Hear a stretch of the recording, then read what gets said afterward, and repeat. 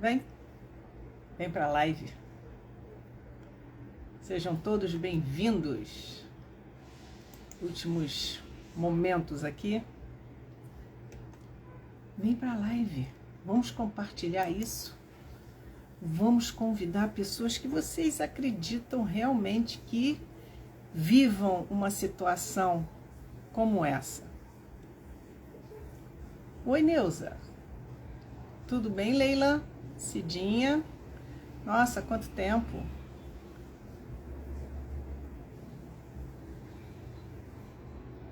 Vamos atualizar aqui.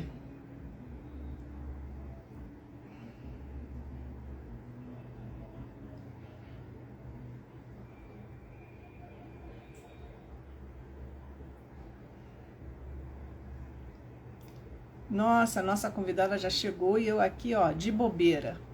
Tudo bem? Vamos receber a Regina Camargo. Tudo bem, Ângela? Pessoal chegando. O tempinho tá melhor aqui no Rio.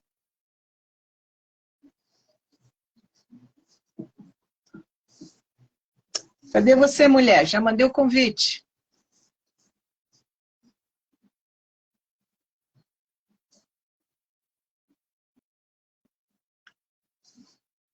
Vamos aumentar o volume. Cator Jaime. Catormena. Pessoal entrando na live. Não chegou? Manda para mim o convite, então, que eu aceito aqui. Porque eu não tenho nem como enviar de novo, porque eu mandei. Só se eu cancelar e mandar de novo. Mandei outra vez.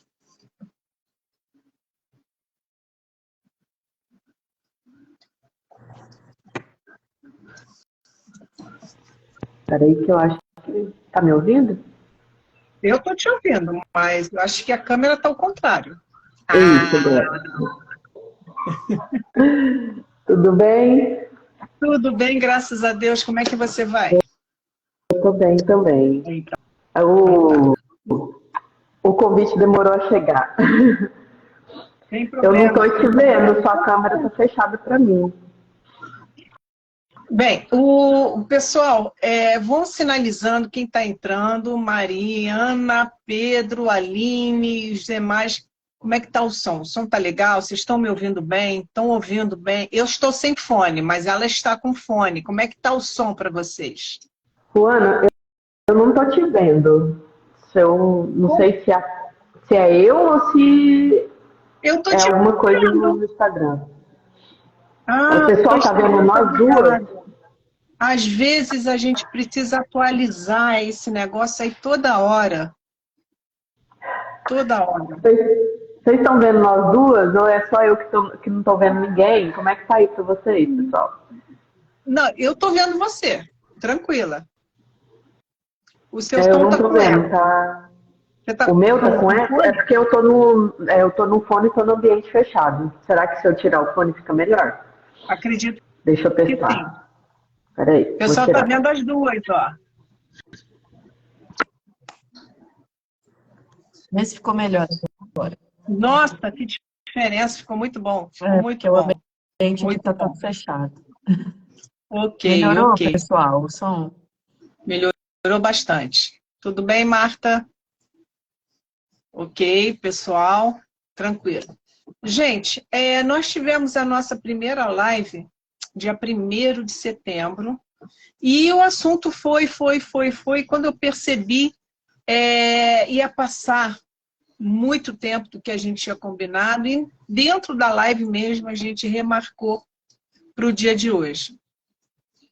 Por quê? Porque é um tema muito importante. Eu já vi que algumas pessoas já estão participando, estão colocando aqui alguns depoimentos. Eu já fui, ó, a Wanda já está começando dizendo aqui que divorciou, porque o ex-marido tinha uma mãe, a sogra dela era super narcisista, que acabou com o casamento. Como ter um diálogo em paz? se ele tem tanta raiva dentro dele por causa dela. Pode ser. Pode estar relacionado sim, porque uma pessoa, né, seja homem ou mulher, que é controlado pela mãe a vida toda, ele pode ter um sentimento de raiva, sim. Só que ele não consegue, se ele não aprende a impor limites, né, a estabelecer limites, ele vai ter esse ódio camuflado e ele pode descontar esse ódio de diversas formas, não necessariamente na mãe. Né? Então, as Correto. relações dele vai ser conturbada, né? A forma como ele resolve as coisas vai ser conturbada. Então, essa raiva pode estar realmente sendo alimentada por esse controle, por esse domínio da mãe, e ele não consegue lidar com isso. Pode estar relacionado sim. Eu vou concluir com um comentário da Wanda aqui que ela colocou para a gente fechar e vamos nos apresentar e falar sobre o nosso tema de hoje, né? A Wanda completa aqui que sabe que ele em breve irá falecer, só que ela não consegue ir lá se despedir dele, porque a mãe dele, a ex-sogra no caso, só transmite ódio dela para ele. Quer dizer, é uma situação bem delicada, né? A gente volta a esse tema já já.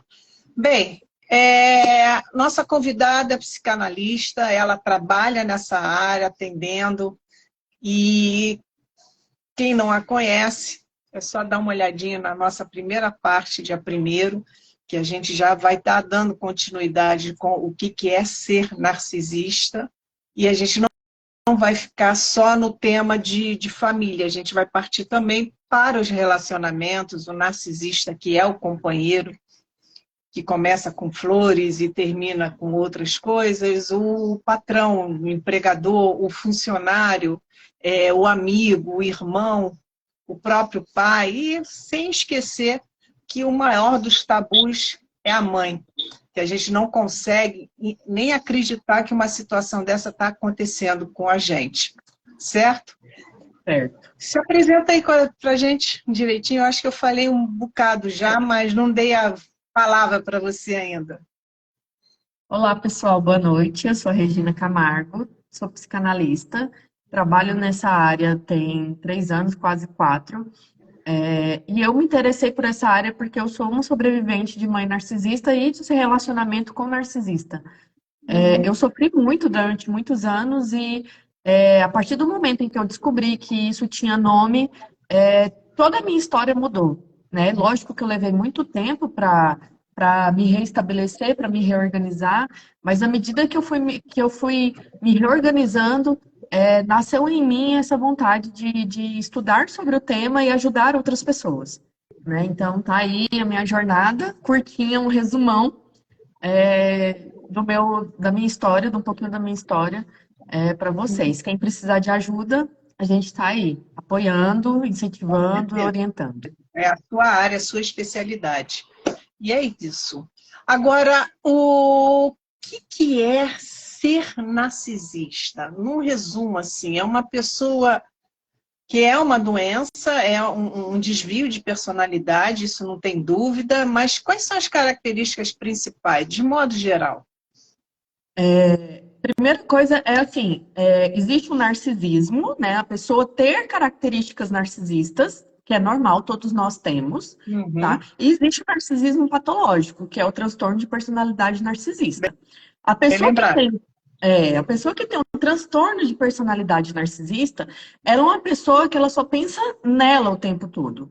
É tudo sobre ela. Ele não assume responsabilidades, ele se acha, assim, ele tem um ego muito, muito inflado, embora ele seja uma pessoa insatisfeita, tá? Frustrada. Não confunda uma coisa com a outra, porque às vezes as pessoas acham que porque ele tem um ego inflado, ele não é frustrado. Ele é uma pessoa frustrada, ele é uma pessoa infeliz. O narcisista, ele não assume responsabilidade, né? Ele terceiriza essa responsabilidade. É uma pessoa mentirosa, é uma pessoa manipuladora, com um poder de convencimento muito grande, enorme, e que usa máscaras. né? Para você ele é uma coisa, para o amigo lá da esquina ele é outro, para o professor da escola ele é outro, para o colega de trabalho ele é outro. Ele usa máscaras e ele se adequa ao ambiente em que ele está para envolver essas pessoas, ou para usá-las, né, em benefício próprio, ou para ter elas como apoio. Então, e ele é visto, para as pessoas que ele quer ter como apoio, ele é visto como uma pessoa legal, uma pessoa gente boa, bacana. Então, eles são atores da vida real, né? Então, essas características, né, não assumir responsabilidade, manipulação, mentira, poder de convencimento, frustração e infelicidade, são características de todos os narcisistas. Todos eles têm essas características. E é considerado narcisista a pessoa que apresenta isso todos os dias, de forma recorrente. Ele apresenta isso, você consegue identificar cada um desses pontos. Tem mais, mas esses são os principais que envolvem todo o grupo. Você consegue perceber isso ao longo do convívio com ele. Que é diferente do psicopata, gente. Sim. Uma coisa é uma coisa e outra é outra. Ruana, de que está tendo uma conversa aí deles quererem unir um transtorno ao outro, viu? Estabelecendo níveis do transtorno. Justamente porque todo psicopata é narcisista, mas nem todo narcisista é psicopata. Então tá havendo uma discussão aí que talvez vai unir os dois transtornos e ser olhado de outra forma. Ok, bom saber, não desconfiava que isso podia acontecer. Ok. Gente, quem tiver perguntas ou comentários, à medida que a live for acontecendo, eu vou estar lendo aqui no computador. A Neuza está perguntando, ele é uma pessoa encantadora. Uma dessas máscaras é justamente isso.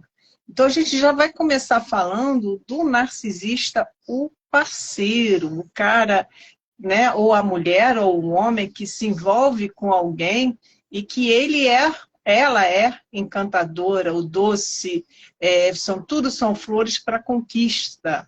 Como é que é isso, né? A gente conhece, mas não conhece. Eles são doces, fazem tudo, né, para agradar. Então, vamos lá, vamos começar pelo parceiro ou parceira.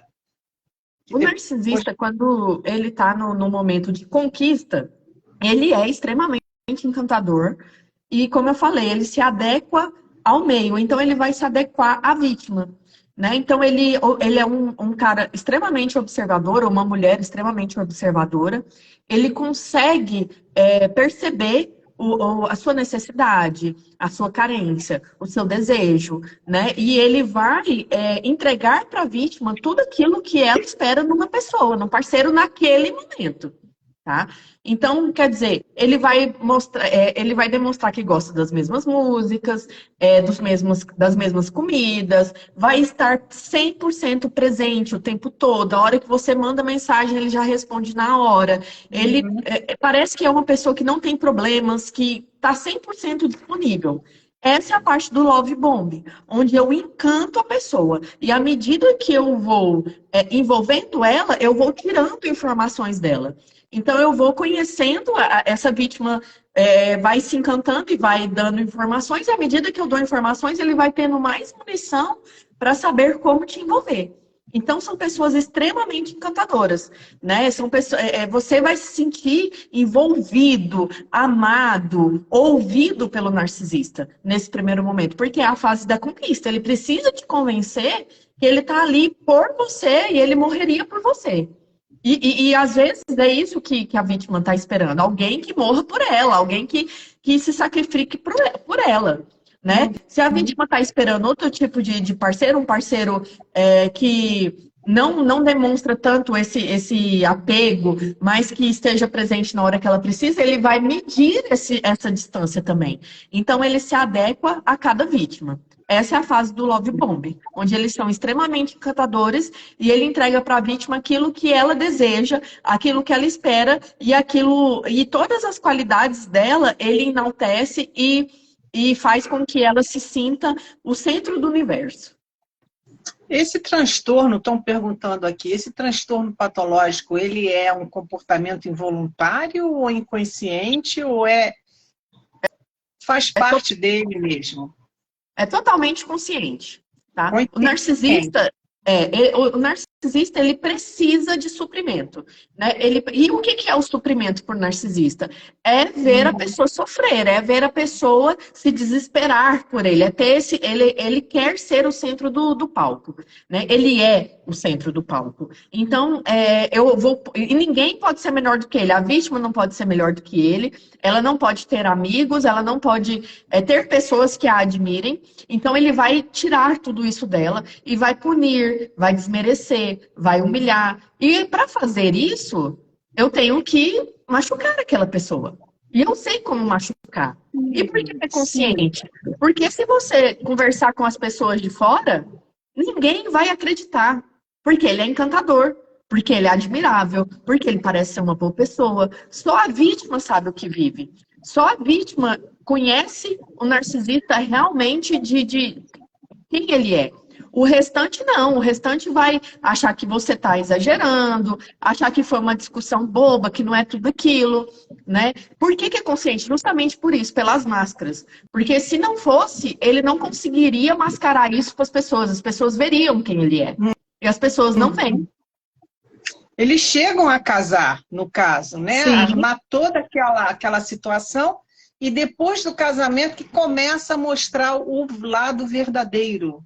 Nem sempre. Nem sempre. Às vezes é tão sutil essa humilhação, esse desmerecimento, essa invalidação que a vítima não percebe. E às vezes também ela não percebe porque ela está acostumada a ser tratada daquela forma.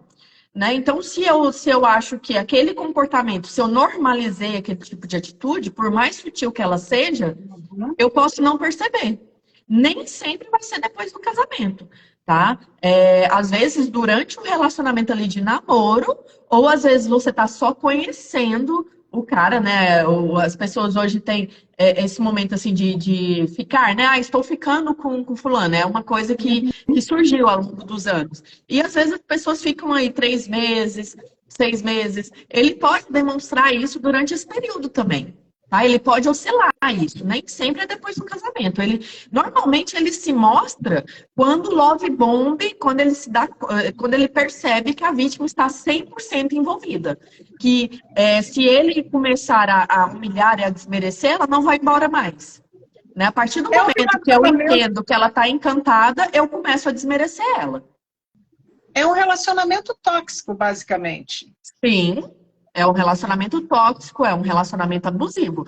Todo relacionamento com um narcisista, não importa se é mãe, se é pai, se é relacionamento amoroso, se é relacionamento no trabalho, é um relacionamento tóxico, abusivo. Ok. Vamos ver aqui alguns comentários, já que a gente está falando sobre isso, de relacionamentos. Deixa eu ver aqui.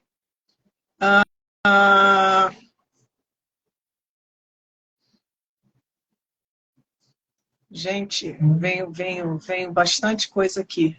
Deixa eu puxar mais um pouquinho. Só falando aqui para vocês, eu tô sem ver a Ruana, tá? Então, às vezes eu não tô olhando para a tela porque eu não tô vendo ela, tá? Não é porque eu não tô participando, não. Que horror! Isso aconteceu comigo no outro dia, mas era a minha convidada me via e eu não a via. Sorte que eu estava com o computador ligado aqui. Isso aí deve ser coisa da internet, do Instagram, da atualização, porque depois que eu desinstalei e instalei novamente, melhorou. Melhorou? Melhorou. Tá? A Luli está dizendo, por que dói tanto dar o contato zero? Porque você está dependente emocional do narcisista. Né? Esse love bomb que ele fez no início te encheu de esperança, te encheu de expectativa, né? Fez você acreditar nesse amor, nesse amor intenso, nesse amor entregue. E a partir do momento em que ele te desmerece, ele te humilha, né? E tudo, você vai sendo quebrada, né? Sua identidade vai sendo quebrada, sua essência vai sendo quebrada, e você começa a acreditar que é aquilo ali. Quando você decide sair da relação, né, terminando, ou quando o narcisista te descarta, fazer o contato zero é abrir mão de tudo aquilo que um dia você acreditou. né? É falar para você que aquela pessoa que você conheceu no início não existe, que ela nunca existiu, que ela foi um ator, que ela foi um personagem criado pelo narcisista. É por isso que dói tanto. E uma das frases que eu sempre falo no Instagram, né, que eu tenho até post sobre isso, vai doer muito antes de começar a melhorar. Mas melhora, né? Essa fase passa. A gente precisa ter força para passar por esse momento de dor, que é o abrir mão, o entender que essas expectativas elas não serão realizadas e passar por essa dor que depois tudo vai melhorar. Certo. A Deia está dizendo que cansou de falar, de jogar indiretas, as pessoas viam como ela ficava acuada, mas ninguém se envolvia, ninguém acreditava nela, principalmente porque ela vivia dentro do ciclo. Uhum. E ela termina aqui, porque ela colocou vários textos que eu estava procurando. Voou. Todas as voltas foi acreditando que ele melhoraria. Sempre foi o pior quando ela voltava. Então, ele teve idas e vindas, né? Era pior os abusos. Sempre colocou a mãe contra ela.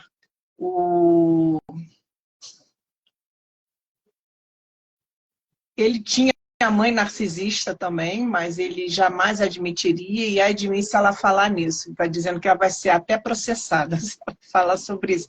Eu não li seu nome, tá?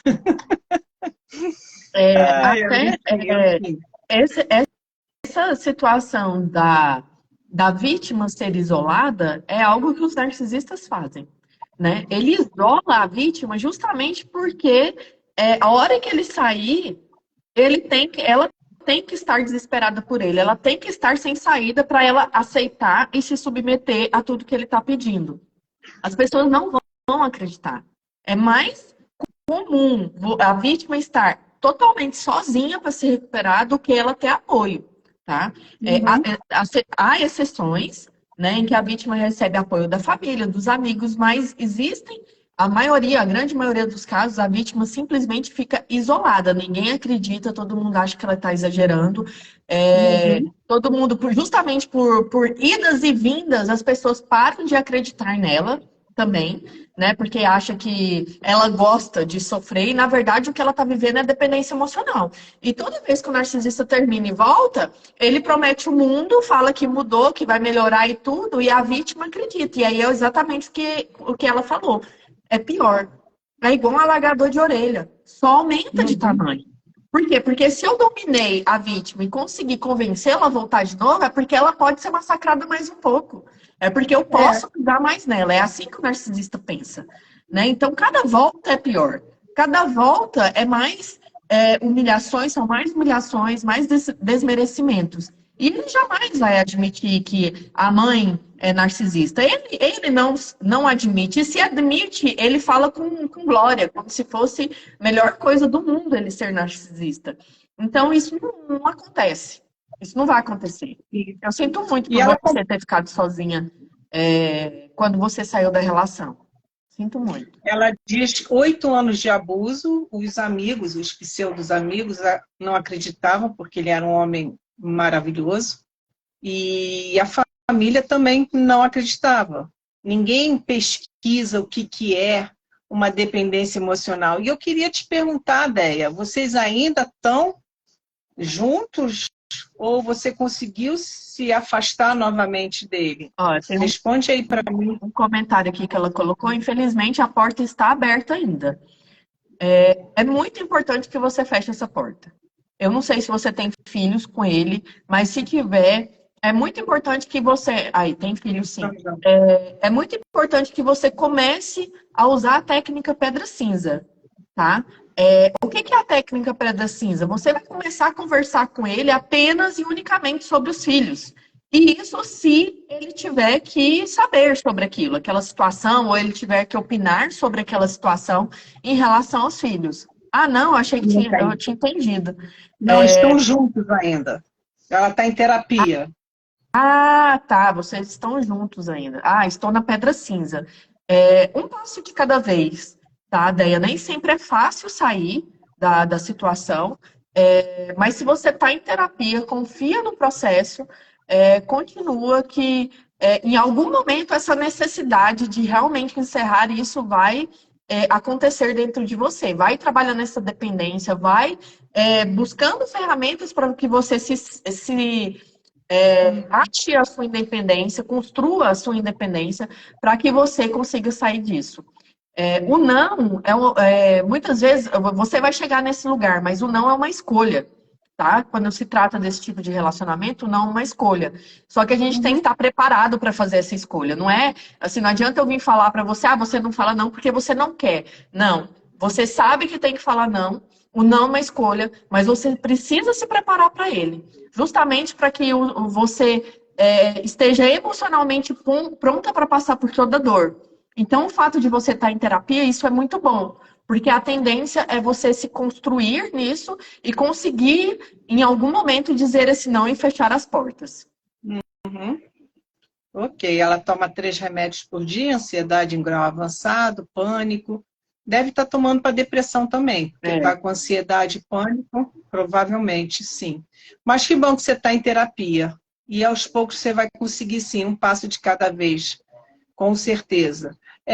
A Neuza está perguntando aqui qual o grau máximo de agressão pode um narcisista chegar ao ser contrariado quando ele não consegue seus objetivos?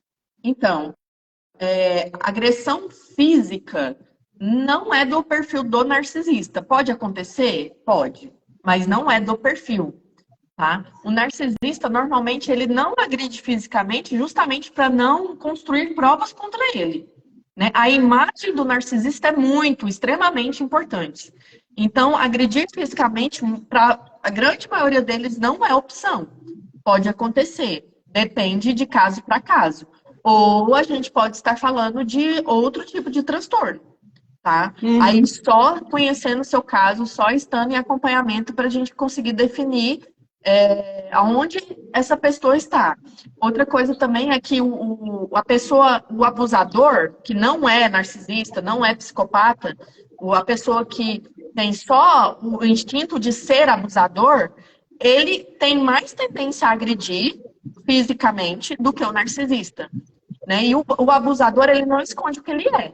Né? Então, por exemplo, ele cria confusão com seus amigos, com a sua família, ele ameaça matar não sei quem, ele não esconde, ele não é preocupado com essa imagem, tá? Então, tem que ver aí, tem que conhecer o caso para te falar.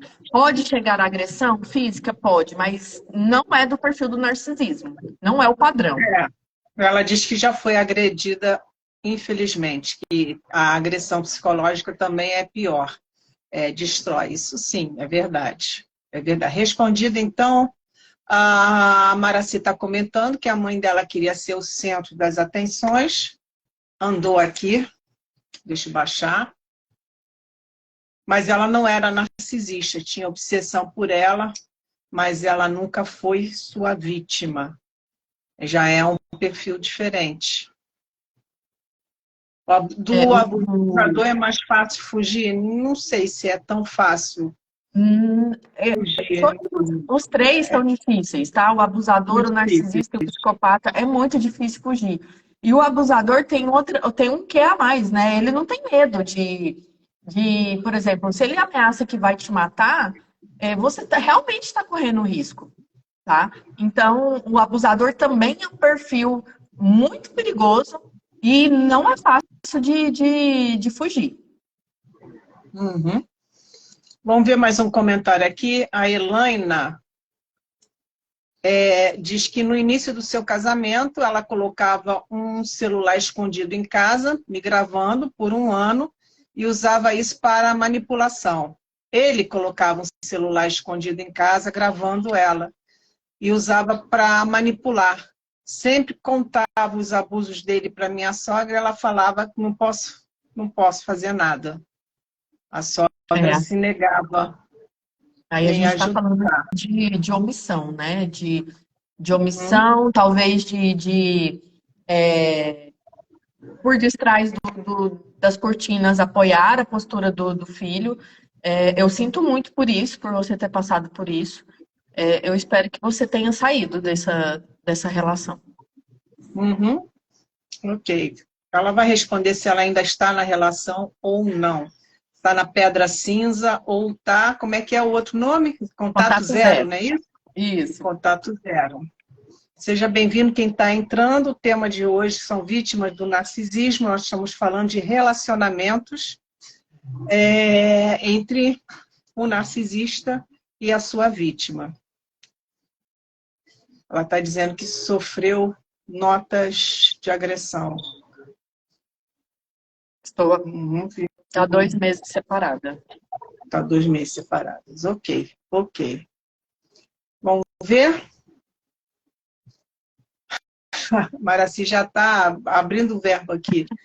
Nada de contar para a mãe do crápula, tinha que contar para a polícia. Mas se você não tem prova, a polícia não se envolve, né? Muitas se você vezes, não tem marca.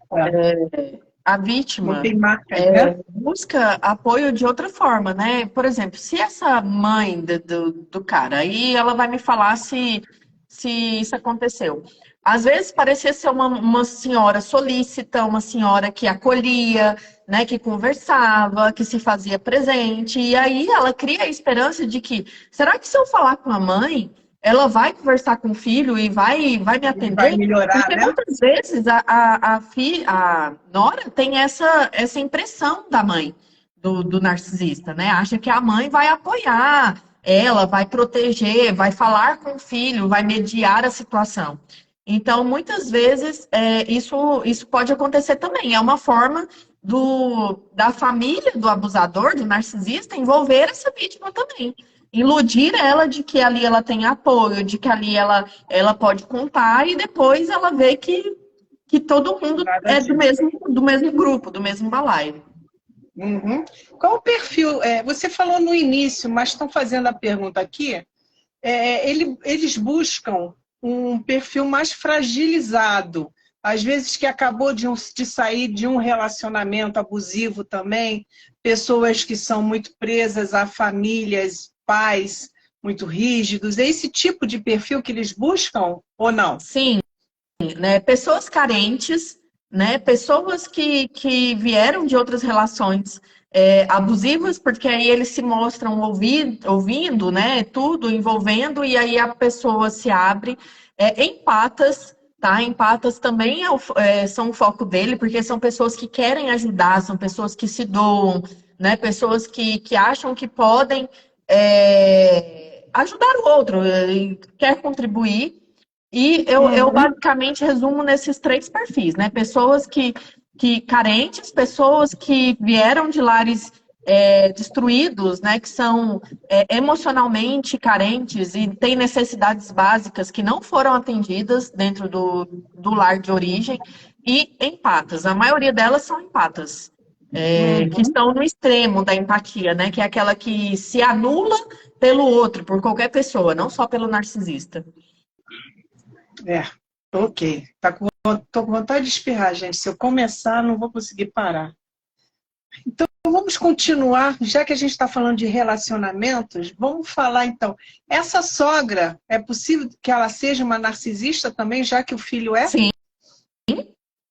Segundo a literatura, Juana, o narcisismo se dá por fatores genéticos e fatores ambientais, sendo o fator ambiental mais determinante por desencadear da doença. Mas tem que haver o fator genético. Então, quer dizer, alguém diretamente ligado ao narcisista, à criação dele, né, de quando ele foi criança, ao desenvolvimento dele, é narcisista. Ou a mãe, ou o pai, ou os dois, ou, por exemplo, um avô, se ele morou na casa da avó, por exemplo, se ela teve ligação direta com o desenvolvimento dele, com a criação dele, né? Tem uma linhagem genética e o ambiente.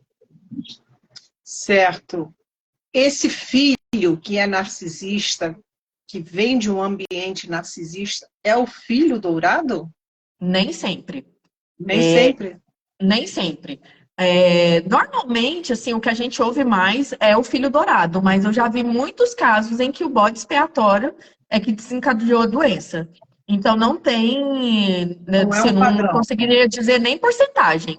Tanto pode ser os dois, tanto o bode expiatório quanto o filho dourado desencadear a doença, quanto o bode ou o filho dourado. Não tem definição. Uhum.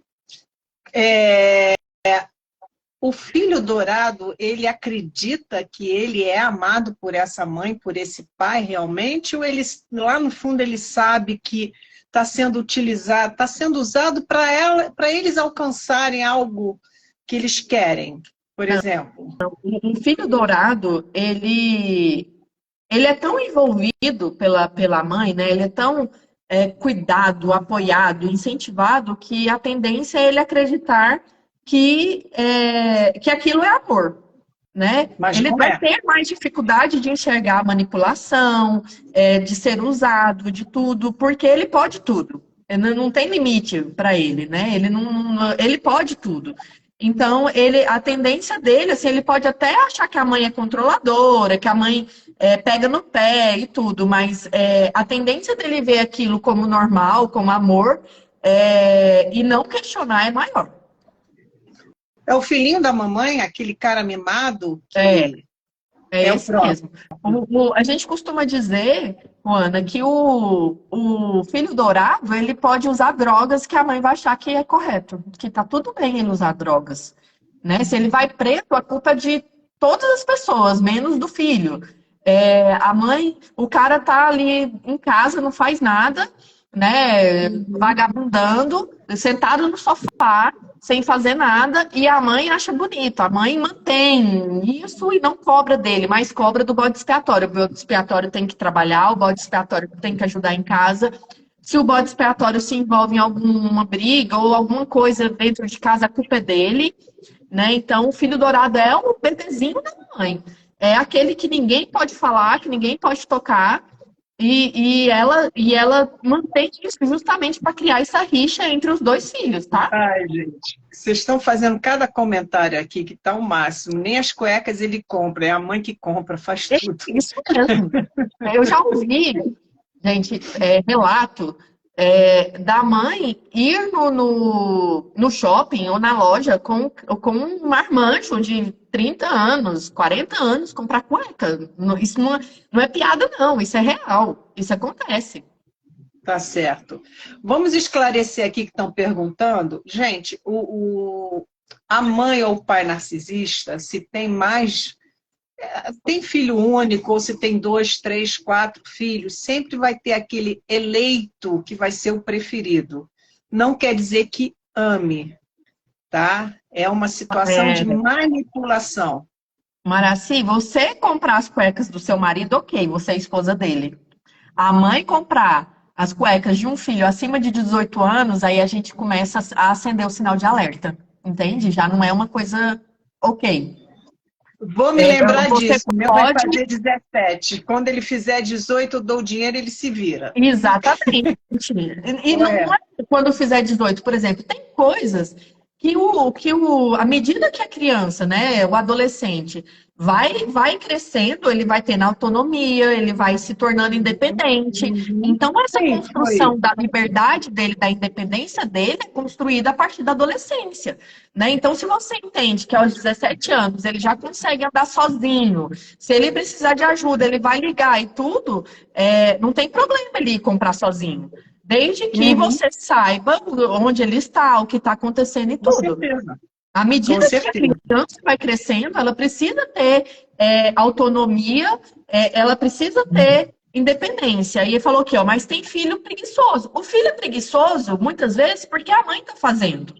Se a mãe não fizer, ele vai fazer. Ele está sem. Entendeu? Aí o problema é o seguinte, às vezes ele demora a fazer esperando que a mãe faça. Mas a partir do momento que a mãe se retira, ele tem que resolver o problema. Por exemplo, o filho tem 15 anos e precisa lavar o cabelo. Se ele não ligar lá, ele não vai. E ele vira para a mãe e fala, eu não vou ligar, eu não gosto de telefone, eu não vou ligar. A mãe vai virar para ele e falar, tudo bem, meu filho, olha, tá aqui o dinheiro. O dia que você quiser ir, você liga a agenda e eu te levo. O dinheiro tá aqui. Acabou.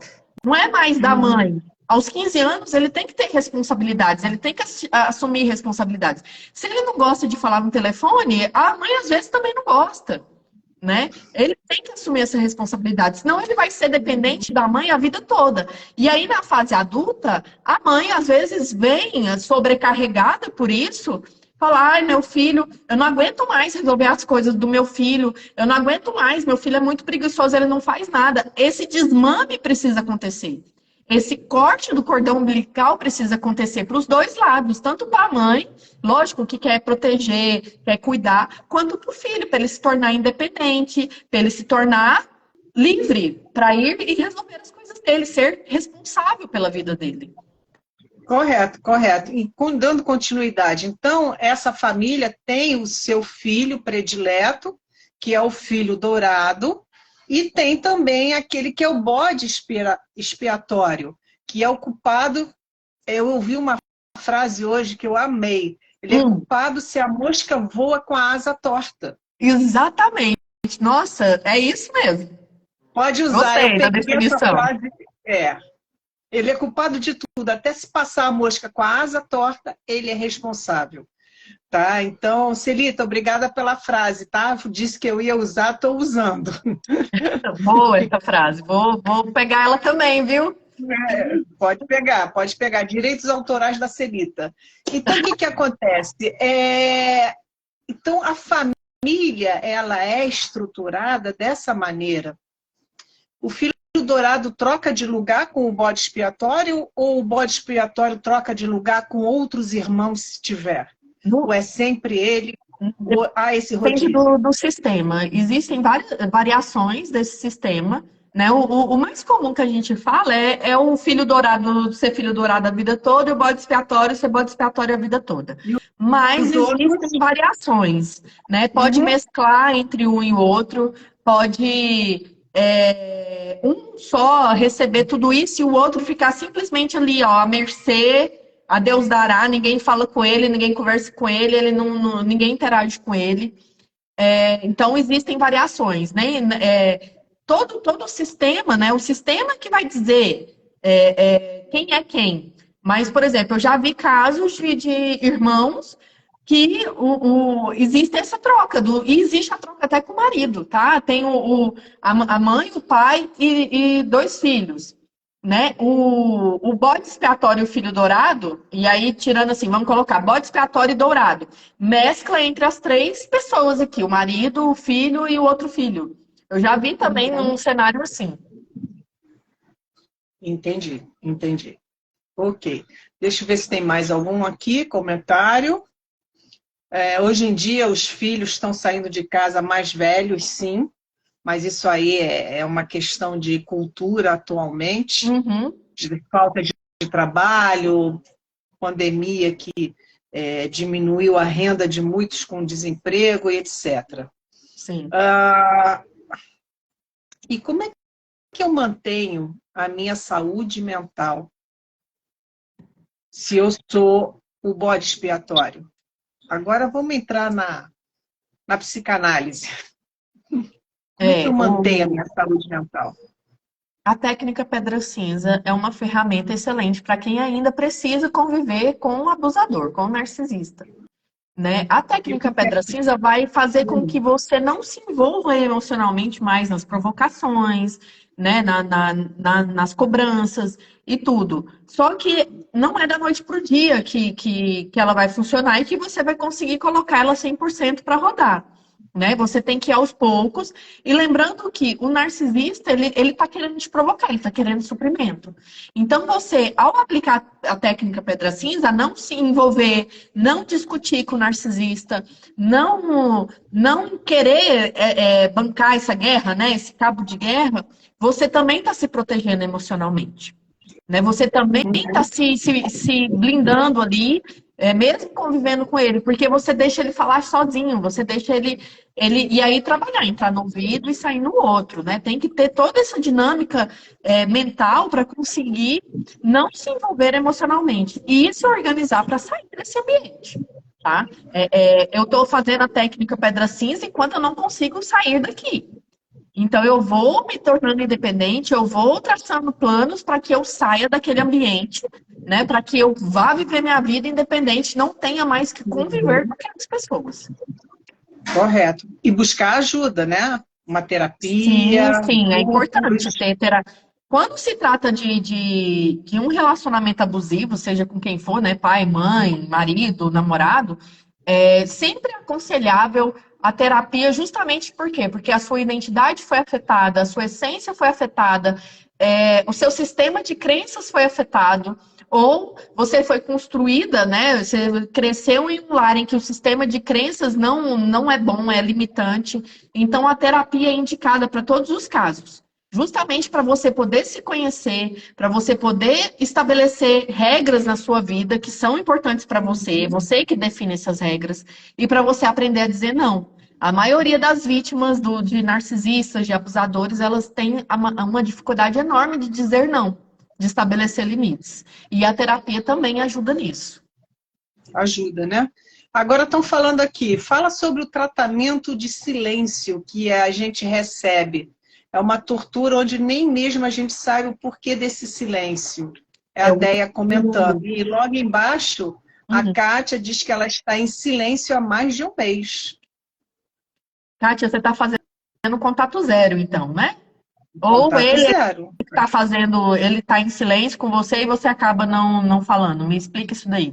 O tratamento de silêncio, Juana, eu costumo dizer que, para mim, na minha visão, é uma das torturas psicológicas mais perversas e mais cruéis que existe. Porque você é dependente daquela relação, independente de qual relação que é, qual vínculo que você tem, e você necessita daquilo, né? Então, e o normal é o quê? Você conversar com a pessoa que você está se relacionando, seja amorosamente, seja pai, seja mãe, se comunicar com ela. Então, o tratamento de silêncio é uma tortura que o narcisista faz, é uma tortura psicológica que o narcisista faz para punir a vítima, para fazer com que ela ceda ao que ele quer, ou para punir ela por ela não ter feito o que ele queria, né? Ou simplesmente para torturar, sabe? Só para sentir o prazer do desespero dessa vítima. Nessa eu hora. considero o mais torturante. Por quê? Porque ele segue a vida como se nada estivesse acontecendo. Ele sorri, ele conversa com os amigos, ele torce pro time dele, grita e berra dentro de casa, né? Ou a mãe continua ali, faz comida, limpa a casa e isola a vítima completamente. Nem bom dia é dado para essa pessoa. Isso é tortura. Você conviver em um ambiente em que você não está sendo visto, ninguém está falando com você, e você acredita que ama aquela pessoa e você não faria o mesmo com ela, é tortura. Né? Então, assim, para mim, é uma das piores torturas psicológicas que um narcisista pode fazer. Ela comenta aqui que no início ela pensava que era ela que não falava, depois ela percebeu que era ele a provocação, né? Do silêncio, a provocar o silêncio. Ela inverteu as coisas. No caso, você tá aplicando a técnica pedra cinza, que é falando o mínimo, né? Só para ali naquela mediação e só, não está entregando mais nada. Kátia, é isso mesmo, vai se fortalecendo, vai se organizando para você poder sair disso. A minha pergunta, quando ele está fazendo a técnica do silêncio para torturar a vítima, pode acontecer dele sair com outras mulheres para provocar ainda mais? Pode, não só durante o tratamento de silêncio, como em todo o período da relação, isso pode acontecer. Extrai, então, direto. Sim, segundo a literatura, Juana, os narcisistas, eles possuem de 2 a 3 vítimas ao mesmo tempo. E essas vítimas não necessariamente são vítimas no plano físico, tá? Pode ser online. Pode ser uma colega de trabalho que eu converso pelo WhatsApp. Pode ser um site de namoro, de relacionamento, tá? Mas eles mantêm de 2 a 3 vítimas ao mesmo tempo. Interessante. Tinha uma outra pergunta aqui. Eu já sei a resposta. O narcisista ele não pode ser tratado com terapia, porque ele não reconhece que está doente, que ele, se ele for, é para manipular a situação, correto? Correto. Dois casos, né? Ou ele manipula e convence o profissional de que o problema é as outras pessoas, ou ele desiste do tratamento por não conseguir fazer essa manipulação. O narcisista não se vê como errado, ele não vê que ele tem um problema e ele não admite. Não, e mesmo que ele chegue admitindo, o ego dele é maior. E não existe tratamento eficaz para o transtorno narcisista. Uma vez narcisista para sempre. A terapia pode amenizar uma coisa ou outra, mas ele vai continuar tendo essa índole, né? Essa vontade de punir, porque é isso que gera prazer nele. É dessa forma que ele se sente alimentado. Uhum. Ok, saindo do âmbito familiar, dos namoros, etc., o que acontece quando o empregador é narcisista? Como é que o funcionário pode lidar com uma situação dessa? Existe o funcionário predileto, existe aquele que só faz tudo errado, que eu acredito que seja mais fácil o desligamento. Mas como é que funciona? No âmbito do trabalho, ele pode oscilar, tá? Ele pode ter o funcionário predileto e dividir isso muito bem, mas isso pode ser oscilado. Por exemplo, assim, se alguém começa a se destacar, essa pessoa pode ser perseguida, porque o narcisista não aceita que aquela pessoa tenha destaque. Jamais. Se ele, por exemplo, se ele se sente inferior, ele não tem o conhecimento total, o domínio total daquele trabalho, do que ele exerce ali, ele pode começar a humilhar os outros colegas de trabalho ou subordinados dele, porque ele não pode mostrar, as pessoas não podem perceber que ele não sabe, que ele não tem domínio do que ele trabalha ali, do departamento dele. Então, pode acontecer de várias maneiras, né? E estando num ambiente abusivo, tóxico, assim, o recomendado é você se organizar para sair, encontrar outro emprego, né, ir para outro lugar, ou então estabelecer a técnica pedra cinza, e entender que muitas vezes a pessoa está falando, né, o narcisista está falando muito mais dele mesmo do que de você. É igual aquele ditado que fala, né? Quando Pedro fala de Paulo, mais sei sobre Pedro do que sei sobre Paulo.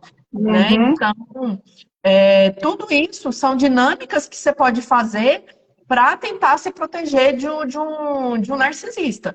E o chefe, né? Quando é chefe, você tem que estar muito focado que você está ali para entregar resultado, que você está ali, né? Você foi para trabalhar para entregar resultado, você tem uma meta para bater.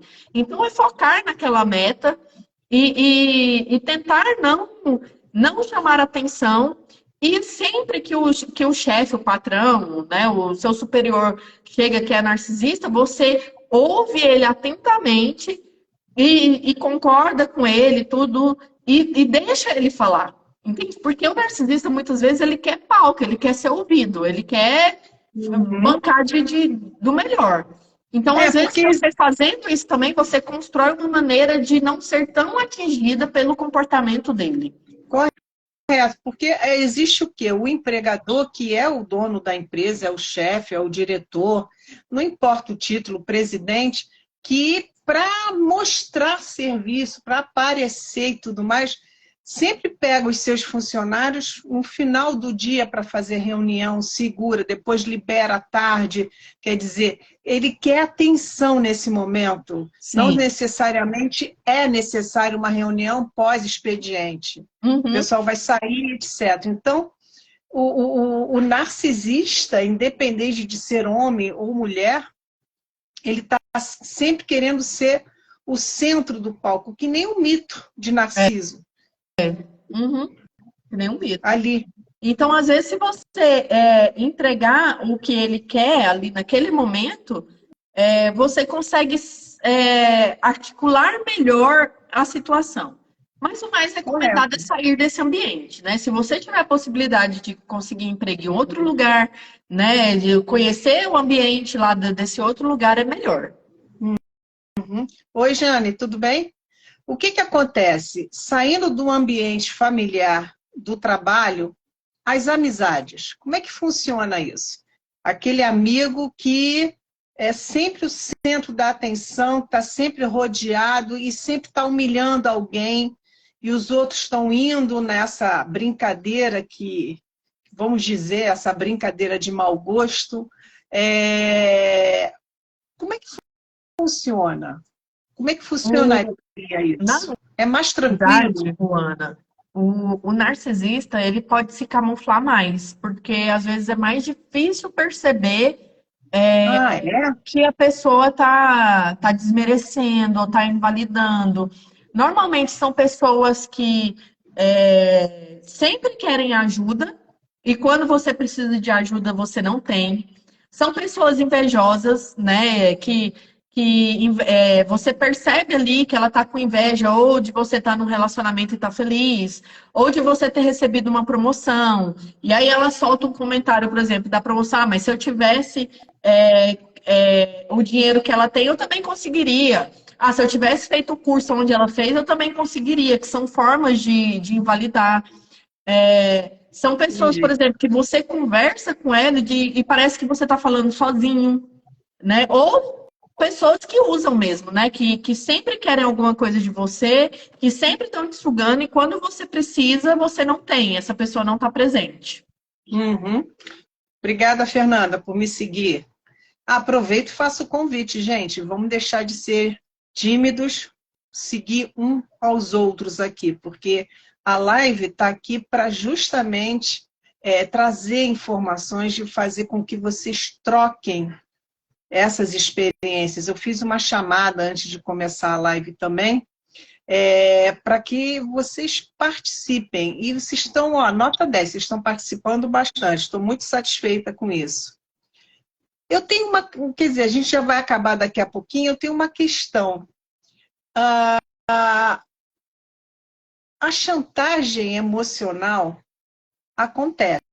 Eu posso fingir que eu estou doente para conseguir essa atenção, ou Sim. realmente agravar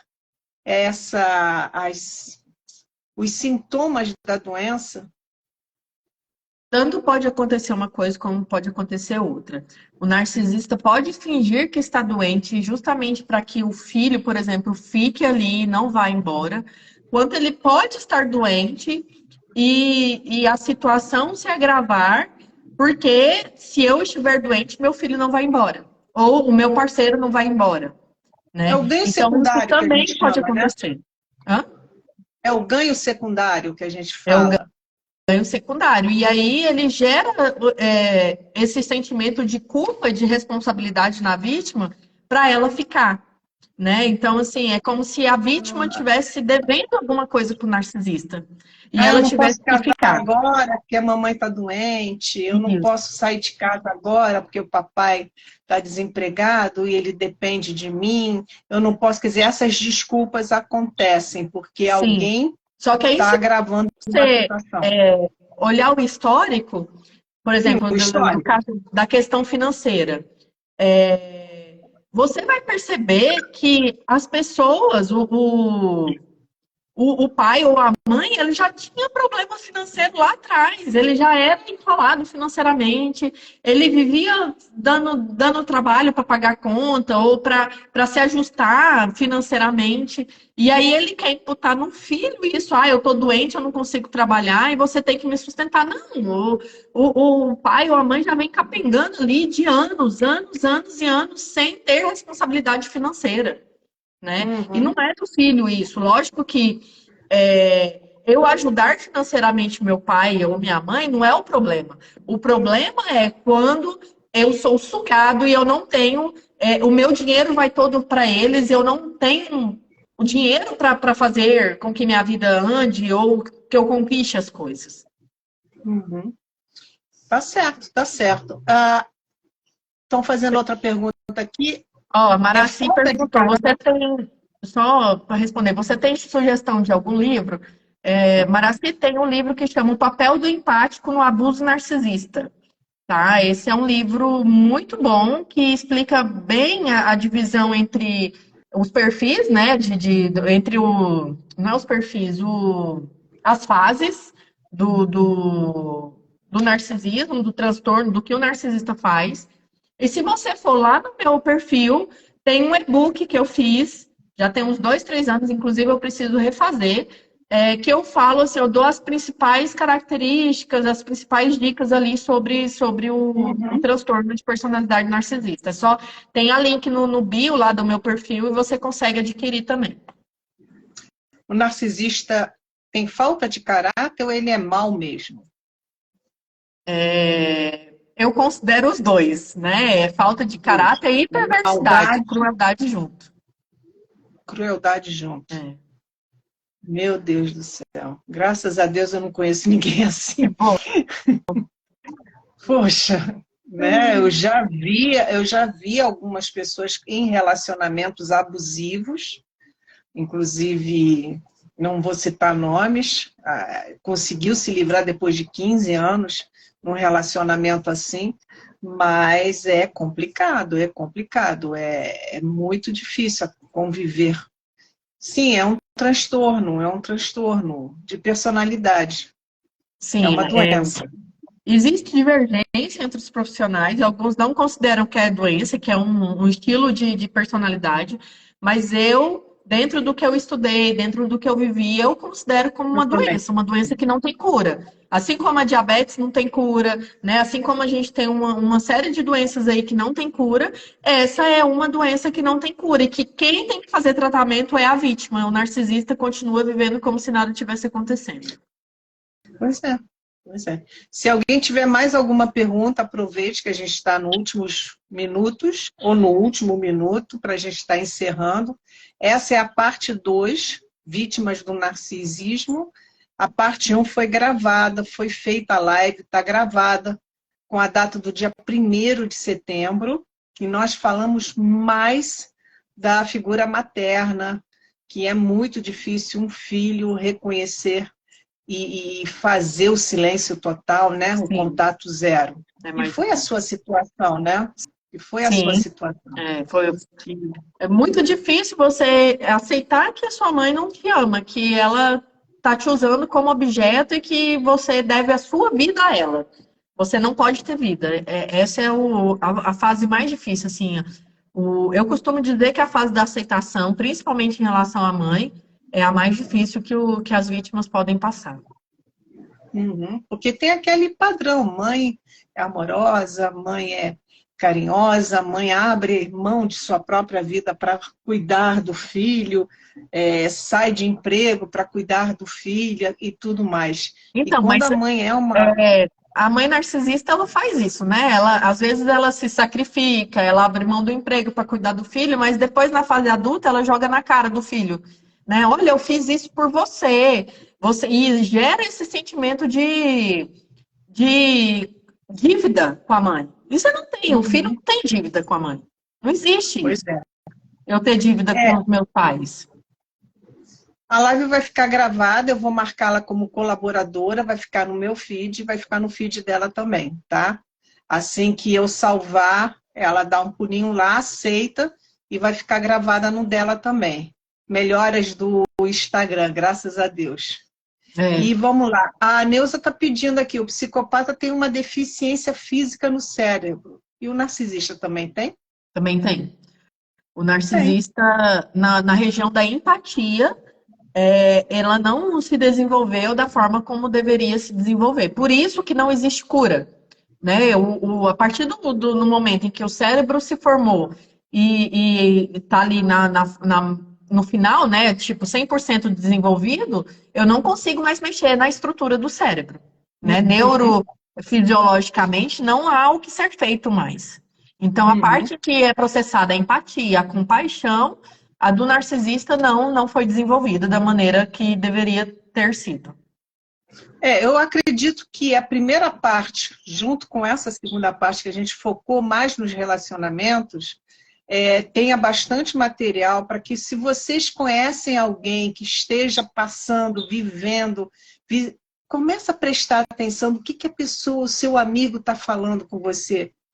Porque pode ser verdade, sim, que ele pode estar passando por aquela situação, que ela pode estar num relacionamento mais do que abusivo, mais do que tóxico, e que geralmente não é possível. O cara abre a porta do carro, puxa a cadeira em restaurante para sentar, ele paga a conta integralmente, ele manda flores todo mês, no mês de aniversário, ele não sei o quê. Mas pode, gente, comecem a prestar atenção nos sinais, porque você pode estender a mão para essa pessoa e orientá-la de que alguma coisa realmente está errada e essa pessoa precisa de um acompanhamento psicoterapeuta, com um profissional que trabalhe com isso. Não é a minha especialidade, a minha especialidade é outra, mas nós temos aí, não precisa ser com ela, com a Regina, pode ser com outra pessoa que você confie, que você conheça, mas ela está aqui dando a cara a tapa, falando que vivenciou isso, que ela sabe muito bem o quanto é difícil e que existem técnicas que vocês podem utilizar para tentarem sair de uma situação como essa. Eu sei que quem tem filhos é mais difícil, contato zero não dá para ser, mas existem outras soluções, porque você precisa de apoio. Tem que observar o seguinte, assim, quando se trata de relacionamento amoroso, a vítima vai dar sinais, né? Ou ela vai se afastar de você, como amiga, né? Você é amiga da pessoa, ela vai começar a se afastar. Ou no início ela vai falar mal, entre aspas, né? Ela vai começar a relatar coisas que ela vive na relação, que a pessoa faz com ela, e de repente ela vai parar de falar, ela vai parar de reclamar. Muitas vezes, se você está num ambiente com ela e tudo, e a pessoa, o parceiro, né, que é narcisista, faz uma brincadeira ou faz um comentário, ela começa a fazer aquelas brincadeiras pejorativas, do tipo assim, pode levar, não tô nem aí, eu quero mais é que arranje outra pessoa mesmo, né? Ela começa a brincar, a soltar umas brincadeiras, um tipo passivo-agressivo, isso pode ser indicativo de que a sua amiga ou seu amigo está em um relacionamento abusivo com um narcisista. Pois é isso. E, para encerrar, eu quero mais uma vez agradecer você, tá, que se colocou disponível para falar de um tema muito importante, que é pouco divulgado, pouco falado. Quantas pessoas participaram aqui da live e deram o seu depoimento, tiveram a coragem de narrar alguma coisa. Então, olha, tem o teu e-book. Então, é só entrar na página dela, baixar esse e-book, ver, dar uma lida, procurar ajuda se ainda não tem, e procurá-la também no direct se tiver alguma pergunta. E me seguir também, né, por favor, porque segunda-feira eu tenho live, segunda e quinta-feira que vem. Então aguardem as novidades. Não é narcisismo, mas eu estou sempre aqui trazendo novidades. Tá ok? Mais uma vez, muito obrigada pelo convite. Foi um prazer estar aqui falando um pouco mais sobre esse tema, né? O que a gente sempre falou, quanto mais pessoas falando, melhor. Isso ajuda outras pessoas a entender o que elas vivem, isso ajuda você a entender a sua mãe ou a poder ajudar o seu amigo ou a sua amiga. Imensamente grata pelo convite, imensamente grata pela participação de vocês. Muito obrigada por vocês estarem numa sexta-feira, essa hora da noite aqui com a gente. Gente, é sexta-feira, tinha até esquecido. E o que vocês precisarem, chama no direct, né? Eu faço atendimento individual, eu respondo direct e a gente vai conversando, né? Contem comigo, contem com a Ruana, a gente está aqui para ajudar no que vocês precisarem. Correto. Gente, coraçãozinho para todo mundo. Muito obrigada. Última oportunidade de nos seguirem. E vamos que vamos. Segunda-feira eu estou aí. Beijo, volta, gente. 19 horas. Bom final de semana. Obrigadão. Valeu. Vou te marcar. Tchau. Tchau.